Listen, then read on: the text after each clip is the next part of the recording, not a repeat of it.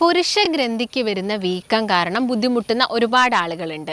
ആ ആളുകൾ കഴിക്കേണ്ട കുറച്ച് ഭക്ഷണങ്ങളുണ്ട്. കാരണം അവരെല്ലാ ദിവസവും നമ്മൾ ചോറും കറിയും അതുപോലെ തന്നെ എല്ലാം തന്നെ കഴിക്കുന്നുണ്ട്. പക്ഷേ ഇങ്ങനെയുള്ള ബുദ്ധിമുട്ട് വരുന്ന സമയത്ത് നിങ്ങൾ ചില ഭക്ഷണങ്ങൾ അഡീഷണലായിട്ട് കഴിക്കുകയാണെങ്കിൽ ഇതുമൂലം ഉണ്ടാകുന്ന ബുദ്ധിമുട്ട് നമുക്ക് കുറച്ചെടുക്കാൻ വേണ്ടിയിട്ട് സാധിക്കും. ഇത് പറയാനുള്ളൊരു മെയിൻ റീസൺ എന്ന് വെച്ചാൽ ഇതിന് വേണ്ടിയിട്ട് മെഡിക്കേഷൻസ് എടുക്കുന്ന ഒരുപാട് ആളുകളുണ്ട്. ഇങ്ങനെയുള്ള ഒരു 90% ആളുകളിലും ഈ ഒരു പ്രശ്നം കംപ്ലീറ്റ് ആയിട്ട് മാറാറില്ല.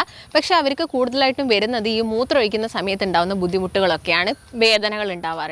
ഇങ്ങനെയുള്ള പ്രശ്നങ്ങളൊക്കെ നമുക്ക് കുറച്ചെടുക്കണമെങ്കിൽ മരുന്നിൻ്റെ കൂടെ തന്നെ നിങ്ങൾ കുറച്ച് എന്തും കൂടി ചെയ്യണം, ഭക്ഷണത്തിലും ചില കാര്യങ്ങൾ ശ്രദ്ധിക്കേണ്ടതുണ്ട്. ആ ഒരു ഭക്ഷണ റൂട്ടീൻസാണ് ഞാൻ ഇന്നത്തെ വീഡിയോയിലൂടെ നിങ്ങളുമായിട്ട് ഡിസ്കസ് ചെയ്യുന്നത്.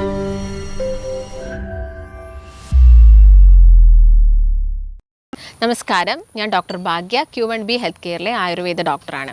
അപ്പോൾ നമുക്ക് എല്ലാവർക്കും അറിയാം, ഈ ഒരു പുരുഷ ഗ്രന്ഥി എന്ന് പറയുന്നത് ഈ ആണുങ്ങളിൽ അഥവാ മെയിലിൽ അവരുടെ യൂറിനറി ബ്ലാഡർ ഉണ്ട്, മൂത്രം സ്റ്റോർ ചെയ്ത് വെക്കുന്ന ഒരു ബ്ലാഡർ ഉണ്ട്, ഒരു ഗ്രന്ഥിയുണ്ട്. ഇതിൻ്റെ തൊട്ട് പുറകിലായിട്ടാണ് ഈ ഒരു പ്രോസ്റ്റേറ്റ് കാണുന്നത്. അപ്പോൾ ഈ ഒരു ബ്ലാഡറിന് ഈ ഒരു മൂത്രം പോകുന്നത് ഒരു യുറേത്ര എന്ന് പറഞ്ഞൊരു ട്യൂബ് വഴിയാണ്. അപ്പോൾ ഈ ഒരു യൂറിനറി ട്രാക്റ്റ് വഴിയാണ് ഇതൊരു യുറേത്രയിലോട്ട് വരുന്നത്. അപ്പോൾ ഈ ഒരു ട്യൂബ് കിടക്കുന്നത് എവിടെയാണ്? പ്രോസ്റ്റേറ്റ് ഗ്ലാൻഡിൻ്റെ അകത്താണ് ഈ ഒരു ട്യൂബ് കിടക്കുന്നത്. അതിലൂടെയാണ് ഈ ട്യൂബ് കടന്നു പോകുന്നത്. അപ്പോൾ ഈ ഒരു പ്രോസ്റ്റേറ്റ് ഗ്രന്ഥിക്ക് വീക്കം വരുന്ന സമയത്ത് ഈ ട്യൂബ് എന്താവും, ജസ്റ്റ് ഒന്ന് പ്രസ്സായി പോകുന്നു. പ്രസ്സാവുന്നതിൻ്റെ ഭാഗമായിട്ടാണ് അവർക്ക് ഈ മൂത്രം ഒഴിക്കുന്ന സമയത്ത് ഒരുപാട് ബുദ്ധിമുട്ടുകൾ ഉണ്ടാകുന്നത്. അപ്പോൾ പണ്ട് കാലത്തൊക്കെ ആണെങ്കിൽ ഒരു 50 വയസ്സ് അല്ലെങ്കിൽ ഒരു 60 വയസ്സ് കഴിഞ്ഞ പ്രായം ചെന്ന ആളുകളിലായിരുന്നു ഇത് കൂടുതലായിട്ടും കണ്ടുവരുന്നത്. എന്നാൽ ഇന്നൊരു 40 വയസ്സ് കഴിഞ്ഞ ആളുകളിലും ഇത് കൂടുതലായിട്ടും കണ്ടുവരുന്നുണ്ട്. അതിനുള്ളൊരു പ്രധാനപ്പെട്ട റീസൺ നമ്മുടെ ഫുഡിലും അതുപോലെ തന്നെ ഡെയിലി റൂട്ടീനിലും വന്ന ചേഞ്ചസുകളൊക്കെയാണ്. ചില ആളുകളിൽ ഹോർമോണൽ ചേഞ്ചസിൻ്റെ ഭാഗമായിട്ട്, അതായത് പുരുഷന്മാരിലാണെങ്കിലും ഹോർമോൺസിൻ്റെ ചേഞ്ചസ് ഉണ്ടാവും. അതിൻ്റെ ഭാഗമായിട്ടും ഈ ഒരു പ്രോസ്റ്റേറ്റ് ഗ്രന്ഥിക്ക് വീക്കം കൂടുതലായിട്ടും കണ്ടുവരാറുണ്ട്. അപ്പോൾ ചില പുരുഷന്മാരിൽ അവരുടെ ഫേസിൽ നിങ്ങൾ കണ്ടിട്ടുണ്ടാവും ഒരു കറുത്ത നിറം. അത് ഫാറ്റി ലിവറിലുള്ള ആളുകളിലും ഉണ്ടായിരിക്കും. അത് കൂടുതലായിട്ടും ഈ ഒരു ഫോർഹെഡിൽ ഇങ്ങനെയാണ്. ചില പുരുഷന്മാരിൽ, സ്ത്രീകളിൽ മെലാസ്മ എന്ന് പറഞ്ഞത് കരിമാങ്കല്യം എന്ന് പറഞ്ഞൊരു കണ്ടീഷൻ ഉണ്ട്. അതുപോലെ തന്നെ ചില പുരുഷന്മാരിലും നിങ്ങൾ ഈ ഫേസിലൊക്കെ ഇങ്ങനെ കണ്ടിട്ടുണ്ടാവും. ഇതെല്ലാം തന്നെ വരുന്നത് ഹോർമോൺസിൻ്റെ ചേഞ്ചസ് കൊണ്ടാണ്. ഇതിൻ്റെ ഭാഗമായിട്ടും നിങ്ങൾക്ക് പ്രോസ്റ്റേറ്റ് ഗ്രന്ഥിക്ക് വീക്കം വരാനുള്ള ചാൻസസ് കൂടുതലാണ്. അപ്പം ഇങ്ങനെയുള്ള ആളുകൾ ശ്രദ്ധിക്കേണ്ട കുറച്ച് കാര്യങ്ങൾ, നോർമലി അവർ കാണിക്കുന്ന കുറച്ച് സിംറ്റംസ് ഉണ്ട്. ഇത് വന്ന ആളുകൾക്ക് ഇത് കൂടുതലായിട്ട് അറിയാമായിരിക്കും. അവർക്ക് മൂത്രം പോകുന്ന സമയത്താണ് കൂടുതലായിട്ടും ബുദ്ധിമുട്ടുകൾ വരുന്നത്. അതിൽ ഫസ്റ്റ് തന്നെ പറയുകയാണെങ്കിൽ അവർക്ക് മൂത്രം ഒഴിക്കുന്ന സമയത്ത് വേദന വരുന്നു. മറ്റൊന്ന്, മൂത്രം ഇടയ്ക്കിടയ്ക്ക് പോകുന്നു. പ്രത്യേകം പറയുകയാണെങ്കിൽ ഇപ്പോൾ രാത്രിയൊക്കെ നിങ്ങൾ കുറച്ചധികം വെള്ളം കുടിച്ചെന്ന് കരുതുക, നിങ്ങൾക്ക് രാത്രി ഉറങ്ങാൻ പറ്റില്ല. നിങ്ങളുടെ ഉറക്കത്തിന് നല്ല രീതിയിലുള്ള ഡിസ്റ്റർബൻസും കാര്യങ്ങളും വരുന്നു. അപ്പോൾ രാത്രി ഇടയ്ക്കിടയ്ക്ക് മൂത്രം പോകുന്നു. മൂത്രം പോകുന്ന സമയത്ത് മൂത്രം ഉറ്റിറ്റായിട്ട് പോകുന്നു, അതായത് കംപ്ലീറ്റ് ആയിട്ട് പോകുന്നില്ല. ഇല്ലെങ്കിൽ മൂത്രം ഒഴിക്കുന്ന സമയത്ത് മുൻപ് മൂത്രം ഒഴിക്കുന്നതിനേക്കാളും സ്പീഡ് കുറഞ്ഞു പോകുന്നു, ഒരു നൂല് പോലെയൊക്കെ മൂത്രം പോകുന്നു.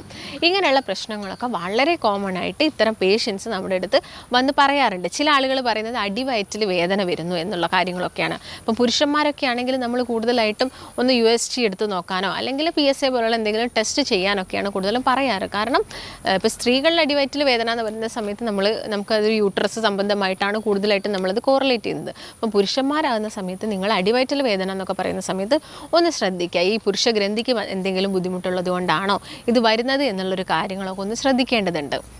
അപ്പം ഞാനീ പറഞ്ഞ നിങ്ങൾ ഇതിപ്പം വന്നു കഴിഞ്ഞ് നിങ്ങൾ അത്ര ശ്രദ്ധിക്കുന്നില്ല, ചിലപ്പം അത് വെള്ളം കുടിക്കാത്തതിൻ്റെ ഭാഗമായിട്ട് നിങ്ങൾക്ക് യൂറിനൽ ഇൻഫെക്ഷൻ വന്നിട്ടായിരിക്കാം ഈ ഒരു പെയിൻ വരുന്നത് എന്ന് കരുതിയിട്ട് ചില ആളുകളൊക്കെ വെള്ളം കൂടുതൽ കുടിക്കുകയും അങ്ങനെയൊക്കെ ചെയ്യാറുണ്ട്. അപ്പോൾ നിങ്ങളിത് ശ്രദ്ധിച്ചില്ല, അത് പ്രോസ്റ്റേറ്റ് ഗ്രന്ഥിക്കാണ് ബുദ്ധിമുട്ടുള്ളത് എന്നുള്ളൊരു കാര്യം നിങ്ങൾ മനസ്സിലാക്കാതെ പോയി കഴിഞ്ഞാൽ അതിന് കുറച്ച് കോംപ്ലിക്കേഷൻസ് വരാം. ഒന്ന് UTI വരാനുള്ള ചാൻസസ് കൂടുതലാണ്, അതായത് യൂറിനൽ ഇൻഫെക്ഷൻ തന്നെ വരാനുള്ള ചാൻസസ് കൂടുതലാണ്. രണ്ടാമത്തെ കാര്യം എന്ന് പറയുന്നത് യൂറിൻ്റെ അകത്തുകൂടി ചിലപ്പോൾ നിങ്ങൾക്ക് രക്തം കാണാം, അതായത് നിങ്ങളുടെ മൂത്രത്തിലൂടെ രക്തം വരുന്നത് നിങ്ങൾക്ക് കാണാൻ വേണ്ടിയിട്ട് സാധിക്കും. അപ്പം ഇത് ശ്രദ്ധിച്ചിട്ടില്ലെങ്കിൽ നിങ്ങൾ കേട്ടിട്ടുണ്ടാവും, ഈ പ്രോസ്റ്റേറ്റിൻ്റെ വീക്കം നമ്മൾ ശ്രദ്ധിക്കാതെ പോകുന്ന സമയത്താണ് പ്രോസ്റ്റേറ്റ് ക്യാൻസറൊക്കെ ആയിട്ട് ഇത് മാറുന്നത്. അപ്പോൾ ഇതൊരു ഇനീഷ്യൽ സ്റ്റേജിൽ തന്നെ നിങ്ങളിത് മനസ്സിലാക്കേണ്ടതുണ്ട്.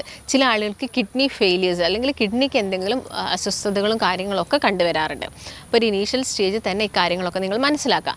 ഇത് ചെയ്ത് നോക്കാം, അല്ലെങ്കിൽ ഇത് നമുക്ക് മനസ്സിലാക്കാൻ കുറച്ച് സ്റ്റഡീസ് ഉണ്ട്. അപ്പോൾ നമുക്ക് യൂറിൻ ഫ്ലോ സ്റ്റഡിയിലൂടെ നമുക്ക് ബുദ്ധിമുട്ടുണ്ടെങ്കിൽ മനസ്സിലാക്കാം. അതുപോലെ തന്നെ ഡിജിറ്റൽ റെക്ടൽ എക്സാമിനേഷനാണ്. അതായത് നമ്മുടെ മലദ്വാരത്തിലൂടെ നമ്മുടെ റെക്റ്റം നമ്മൾ വിരൽ ഇട്ടതിന് ശേഷം പ്രോസ്റ്റേറ്റ് ഗ്രന്ഥിക്ക് എന്തെങ്കിലും വീക്കമുണ്ടോ എന്ന് മനസ്സിലാക്കുന്ന ഒരു ടെസ്റ്റ്. അത് നിങ്ങൾ ചെയ്യേണ്ട, നിങ്ങളൊരു ക്ലിനിക്കിൽ ചെന്ന് ഡോക്ടറെ അടുത്തൊക്കെ കാണുന്ന സമയത്തോ അല്ലെങ്കിൽ നിങ്ങൾ ലാബിൽ പോകുന്ന സമയത്ത് അത് അവർ ചെയ്യേണ്ട ഒരു ടെസ്റ്റാണ്. നമുക്കത് മനസ്സിലാക്കാൻ പറ്റണം എന്നില്ല. പിന്നെ നമുക്കൊന്ന് USG ചെയ്തു, അബ്ഡമൻ ആൻഡ് പെൽവിസ് എന്ന് പറഞ്ഞ ടെസ്റ്റ് ഉണ്ട്. അൾട്രാസൗണ്ട് സ്കാനിങ് ആണ്. ഇത് ചെയ്താലും നമുക്ക് പ്രോസ്റ്റേറ്റിന് എന്തെങ്കിലും ബുദ്ധിമുട്ടുണ്ടെങ്കിൽ മനസ്സിലാക്കാൻ വേണ്ടിയിട്ട് സാധിക്കും. പിന്നെ നമുക്ക് ചെയ്ത് നോക്കാം, ഒന്നെങ്കിൽ വേണമെങ്കിൽ നമുക്ക് MRIക്കും നമുക്ക് വേണമെങ്കിൽ സജസ്റ്റ് ചെയ്യാവുന്നതാണ്. അതുപോലെ തന്നെ നമുക്ക് ചെയ്ത് നോക്കാൻ പറ്റുന്ന ഒന്നാണ് PSA ടെസ്റ്റ്. അത് ഒരു ആൻറ്റിബോഡി അത് എത്രത്തോളം ഉണ്ട് എന്ന് മനസ്സിലാക്കാൻ വേണ്ടിയിട്ടാണ് നമ്മൾ ഈ ഒരു PSA ടെസ്റ്റ് ചെയ്യുന്നത്. അപ്പം ഇതൊക്കെ നമുക്ക് എന്ത് ചെയ്യാൻ പറ്റും, നമുക്കൊരു ലാബിൽ പോയി കഴിഞ്ഞാൽ നമുക്കിത് ചെയ്ത് നോക്കാൻ പറ്റുന്നതാണ്. അപ്പം ഇങ്ങനൊരു ടെസ്റ്റും കാര്യങ്ങളൊക്കെ നിങ്ങൾ ഡയറക്റ്റ് പോയി ചെയ്യുന്നതിലും നല്ലത് നിങ്ങളൊരു ഡോക്ടറിൻ്റെ അടുത്ത് പോയിട്ട് ഡോക്ടറിൻ്റെ നിർദ്ദേശപ്രകാരം നിങ്ങൾ ആ ഒരു ടെസ്റ്റ് ചെയ്യുന്നതാണ് എപ്പോഴും നല്ലത്. അപ്പോൾ ഇങ്ങനെയുള്ള ആളുകൾ ഭക്ഷണത്തിൽ എന്തൊക്കെ ശ്രദ്ധിക്കണം, ഞാൻ പറഞ്ഞ പോലെ തന്നെ ഇന്നത്തെ ഒരു ജീവിത സാഹചര്യം വെച്ചിട്ട് നമ്മുടെ ഫുഡ് എന്ന് പറയുന്നത് കൂടുതലും പുറത്തുനിന്നായതുകൊണ്ട് തന്നെ നമ്മൾ കൂടുതലായിട്ടും ഫാസ്റ്റ് ഫുഡും കാര്യങ്ങളൊക്കെ തന്നെയാണ് കഴിക്കുന്നത്. അതെല്ലാം തന്നെ കുറയ്ക്കുമ്പോൾ തന്നെ ഇങ്ങനെയുള്ള പ്രശ്നങ്ങൾ കുറയാറുണ്ട്.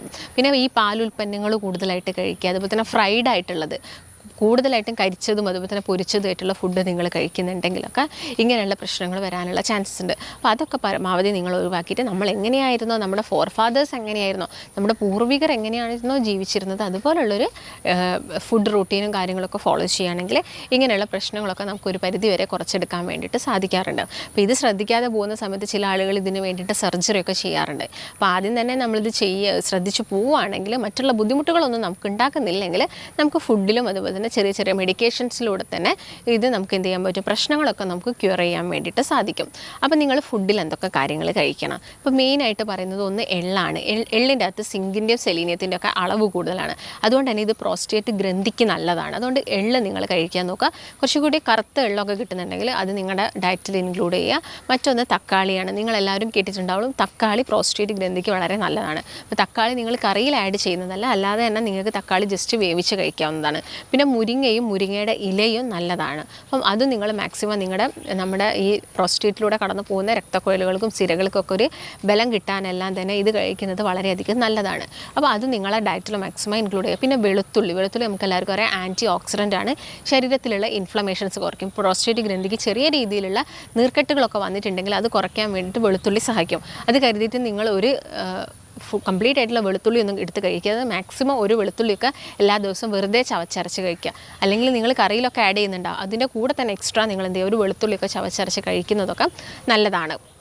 അതുപോലെ തന്നെ നിങ്ങൾക്ക് കഴിക്കാൻ പറ്റുന്ന കുറച്ച് നട്ട്സിൽ നോക്കുകയാണെങ്കിൽ ബദാം നിങ്ങൾക്ക് എടുക്കാവുന്നതാണ്. ഇതൊക്കെ നല്ല കൊഴുപ്പുകളാണ്. നല്ല കൊഴുപ്പുകൾ ഒരിക്കലും നിങ്ങൾക്ക് മറ്റുള്ള ബുദ്ധിമുട്ടുകൾ ഉണ്ടാക്കില്ല. അതുപോലെ തന്നെ ഒലീവ് ഓയിൽ നിങ്ങൾക്ക് കിട്ടുന്നുണ്ടെങ്കിൽ മാക്സിമം നിങ്ങളുടെ ഡയറ്റിൽ നിങ്ങൾ ഒലീവ് ഓയിലും കൂടി ഇൻക്ലൂഡ് ചെയ്യാൻ വേണ്ടിയിട്ട് ശ്രദ്ധിക്കുക. പിന്നെ എല്ലാ ദിവസവും രാവിലെ ഒരു ഗ്രീൻ ടീ കുടിക്കുക. അപ്പം ഗ്രീൻ ടീ കുടിക്കുന്നത് ഇതിൻ്റെ അകത്ത് ആൻറ്റി ഓക്സിഡൻസ് കൂടുതലായതുകൊണ്ടാണ് ഗ്രീൻ ടീ എടുക്കാൻ വേണ്ടിയിട്ട് പറയുന്നത്. നീർക്കെട്ട് കുറയ്ക്കാൻ സഹായിക്കും. എല്ലാതരം ആൻറ്റി ഓക്സിഡൻസും നിങ്ങളുടെ ഡയറ്റിൽ നിങ്ങൾ ഇൻക്ലൂഡ് ചെയ്യുക. മഞ്ഞളായിക്കോട്ടെ, അല്ലെങ്കിൽ ചെറുനാരങ്ങ ആയിക്കോട്ടെ, ഇഞ്ചി ആയിക്കോട്ടെ, അതുപോലെ ഈ നമ്മുടെ സ്പൈസസ് വരുന്നുണ്ടല്ലോ, കംപ്ലീറ്റ് ആയിട്ടുള്ള സുഗന്ധ ദ്രവ്യങ്ങൾ, അതെല്ലാം തന്നെ നിങ്ങളുടെ ഡയറ്റിൽ മാക്സിമം ഇൻക്ലൂഡ് ചെയ്യാൻ വേണ്ടിയിട്ട് നിങ്ങൾ ശ്രദ്ധിക്കുക. ഇതെല്ലാം തന്നെ ആൻറ്റി ഓക്സിഡൻസ് ആണ്. നീർക്കെട്ട് കുറയ്ക്കാനും അതുപോലെ തന്നെ ഈ പ്രോസ്റ്റേറ്റ് മൂത്ര സംബന്ധമായിട്ടുള്ള പ്രശ്നങ്ങളൊക്കെ കുറയ്ക്കാൻ വേണ്ടിയിട്ട് ഇത് ഹെൽപ്പ് ചെയ്യുന്നുണ്ട്. ചില ഡയബറ്റീസ് പേഷ്യൻസിൽ ഈ പ്രോസ്റ്റേറ്റിൻ്റെ പ്രശ്നങ്ങൾ കണ്ടുവരാറുണ്ട്. എന്നാൽ ചിലർക്ക് പാരമ്പര്യമായിട്ട് പ്രോസ്റ്റേറ്റിൻ്റെ ബുദ്ധിമുട്ട് വരാറുണ്ട്. ചില ഹാർട്ട് കംപ്ലയിൻസ് ഉള്ള ആളുകൾ മെഡിക്കേഷൻസ് എടുക്കുന്നതിൻ്റെ ഭാഗമായിട്ട് പ്രോസ്റ്റേറ്റിന് പ്രശ്നം വരാറുണ്ട്. മറ്റൊരു വിഭാഗം ആളുകൾ എന്ന് പറയുന്നത് അമിതവണ്ണമുള്ള ആളുകളാണ്. അപ്പോൾ അമിതവണ്ണമുള്ള ആളുകൾക്കും ഇങ്ങനെയുള്ള ബുദ്ധിമുട്ട് കണ്ടുവരാറുണ്ട്. അതുപോലെ തന്നെ നിങ്ങൾ പ്രോപ്പറായിട്ടുള്ള വ്യായാമം ഒന്നും ചെയ്യുന്നില്ലെങ്കിലും നിങ്ങൾക്ക് പ്രോസ്റ്റേറ്റിൻ്റെ പ്രശ്നം വരാനുള്ള ചാൻസസ് കൂടുതലാണ്. അപ്പം അതൊക്കെ ശ്രദ്ധിച്ചിട്ട് നിങ്ങളെ ബുദ്ധിമുട്ട് എന്താണ്, എന്ത് ബുദ്ധിമുട്ടുകൊണ്ടാണ് നിങ്ങൾക്ക് പ്രോസ്റ്റേറ്റ് ഗ്രന്ഥിക്ക് വീക്കം ഉണ്ടായത് എന്നുള്ളൊരു കാര്യം നിങ്ങൾ ചെക്ക് ചെയ്യുക. അതിനുശേഷം അത് മാക്സിമം കുറച്ചുകൊണ്ട് വരിക. ഈ കാര്യങ്ങളൊക്കെ നിങ്ങൾ പ്രത്യേകം ഭക്ഷണത്തിൽ ശ്രദ്ധിക്കേണ്ടതുണ്ട്. അതുപോലെ തന്നെ ഇപ്പം ആയുർവേദത്തിൻ്റെ കേസ് നോക്കുകയാണെങ്കിൽ നമുക്ക് ഒരുപാട് മെഡിക്കേഷൻസ് ഉണ്ട്. ഇപ്പം കഷായം നോക്കുകയാണെങ്കിൽ വരണാതി കഷായം എന്നൊക്കെ പറയുന്നത് തന്നെ നീർക്കെട്ട് കുറയ്ക്കാൻ സഹായിക്കുന്നതാണ്. അപ്പം വരണാതി കഷായം, പുനർനവാതി കഷായം, ഇങ്ങനെയുള്ള ഒരുപാട് കഷായങ്ങളൊക്കെ അവൈലബിൾ ആണ്. അതുപോലെ തന്നെ ഗുഗിളുകളാണെങ്കിലും ചന്ദ്രപ്രഭ വടികളാണെങ്കിലൊക്കെ തന്നെ നമ്മുടെ നീർക്കെട്ട് കുറയ്ക്കാനും ഇതിൻ്റെ ഒരു ഹെൽത്ത് കുറച്ചും കൂടി ഇമ്പ്രൂവ് ചെയ്യാനും വേണ്ടിയിട്ട് സഹായിക്കുന്നുണ്ട്. അപ്പോൾ അതൊക്കെ തന്നെ നിങ്ങൾ കഴിക്കുന്ന സമയത്ത് നിങ്ങളൊരു ഡോക്ടറിൻ്റെ നിർദ്ദേശം എടുക്കണം. അതാണ് നിങ്ങൾ പ്രത്യേകം ശ്രദ്ധിക്കേണ്ടത്. അതുപോലെ തന്നെ നിങ്ങൾക്ക് ഞെരിഞ്ഞിലൊക്കെ കിട്ടുന്നുണ്ടെങ്കിൽ അതിട്ടിട്ട് വെള്ളം കുടിക്കുന്നതൊക്കെ കുറച്ചും കൂടി നിങ്ങളുടെ മൂത്രം ക്ലിയർ ആയിട്ട് പോകാനും അതുപോലെ തന്നെ ഇങ്ങനെയുള്ള മൂത്ര തടസ്സങ്ങളൊക്കെ കുറയ്ക്കാനും സഹായിക്കുന്നു. ഒരു രീതി എന്ന് പറഞ്ഞാൽ നിങ്ങളൊരു ബേസിൻ എടുക്കുക. ബേസിൻ്റെ അകത്ത് അത്യാവശ്യം നിങ്ങൾക്ക് സഹിക്കാൻ പറ്റുന്ന ചൂട്, ഓവർ ചൂടാവാൻ പാടില്ല, ചൂടുള്ള വെള്ളം എടുക്കുക. അതുപോലെ തന്നെ മറ്റൊരു ബേസിൻ എടുക്കുക, അതിൻ്റെ അകത്ത് കുറച്ച് അത്യാവശ്യം തണുപ്പുള്ളൊരു വെള്ളം എടുക്കുക. അപ്പോൾ എന്ത് ചെയ്യുക, ഒരു 10 മിനിറ്റോളം നിങ്ങൾ ഈ ഒരു ചൂടുവെള്ളത്തിലിരിക്കുക. എന്നിട്ട് ചൂടുവെള്ളത്തിൽ നിന്ന് എഴുന്നേറ്റ് പതുക്കെ നിങ്ങൾ എന്ത് ചെയ്യുക, ഒരു 2 മിനിറ്റോളം നിങ്ങളൊരു തണുത്ത വെള്ളത്തിലിരിക്കുക. ഇത് രണ്ടും നിങ്ങളൊന്ന് മാറി മാറി പ്രാക്ടീസ് ചെയ്യുക. അപ്പോൾ നിങ്ങൾക്ക് ഇതൊരു ദിവസം ഒരു 3 തവണ ചെയ്യാം. രാവിലെ, ഉച്ചയ്ക്ക്, രാത്രി എന്ന് പറഞ്ഞ പോലെ തന്നെ ഈ ഒരു പ്രൊസീജിയർ നിങ്ങൾ ചെയ്യുകയാണെങ്കിൽ നമുക്ക് ഈ ഒരു പ്രോസ്റ്റേറ്റ് ഗ്രന്ഥിക്ക് വരുന്ന നീർക്കെട്ട് കുറയ്ക്കാനും ആ ഭാഗത്ത് കുറച്ചും കൂടി ഒരു ബലം കൂട്ടാനൊക്കെ ഹെൽപ്പ് ചെയ്യും. ആ ഒരു ടിപ്പൊക്കെ നിങ്ങൾ എന്ത് ചെയ്യുക, ജസ്റ്റ് ഒന്ന് ഫോളോ ചെയ്ത് നോക്കുക. അപ്പം നിങ്ങളിങ്ങനെയുള്ള ബുദ്ധിമുട്ടുകൾ അനുഭവിക്കുന്ന ആളുകളാണെങ്കിൽ ഞാൻ നേരത്തെ പറഞ്ഞ പോലെ തന്നെ കംപ്ലീറ്റ് ആയിട്ട് നമുക്ക് ക്യൂർ ചെയ്യാൻ പറ്റുമെന്ന് ഒരിക്കലും നമുക്കത് ഉറപ്പ് കൊടുക്കാൻ പറ്റില്ല. പക്ഷേ നമുക്ക് ഇതിൻ്റെ പ്രശ്നങ്ങളൊക്കെ ഒരുപാട് വളരെയധികം നമുക്ക് കുറച്ചെടുക്കാൻ വേണ്ടി സാധിക്കും. അതുപോലെ തന്നെ സർജറിക്കൊക്കെ നമുക്ക് പോകുന്ന ആളുകൾക്കൊക്കെ ആണെങ്കിൽ അതൊക്കെ നമുക്ക് ഒഴിവാക്കി ഈ പ്രശ്നങ്ങളൊക്കെ പരിഹരിച്ച് മറ്റു ബുദ്ധിമുട്ടൊന്നും ഇല്ലാത്ത രീതിയിൽ ഇതൊരു ക്യാൻസർ സ്റ്റേജിലോട്ടൊന്നും മാറാതെ നമുക്കിത് ക്യൂർ ചെയ്ത് കൊടുക്കാൻ പറ്റുന്നതാണ്. അപ്പോൾ നിങ്ങളിങ്ങനെ ബുദ്ധിമുട്ട് അനുഭവിക്കുന്ന ആളുകളാണെങ്കിൽ താഴെ കാണുന്ന നമ്പറിൽ കോൺടാക്റ്റ് ചെയ്യുക. നമുക്ക് മറ്റൊരു നല്ല ഹെൽത്ത് ടോപ്പിക്കായിട്ട് വീണ്ടും കാണാം. നന്ദി.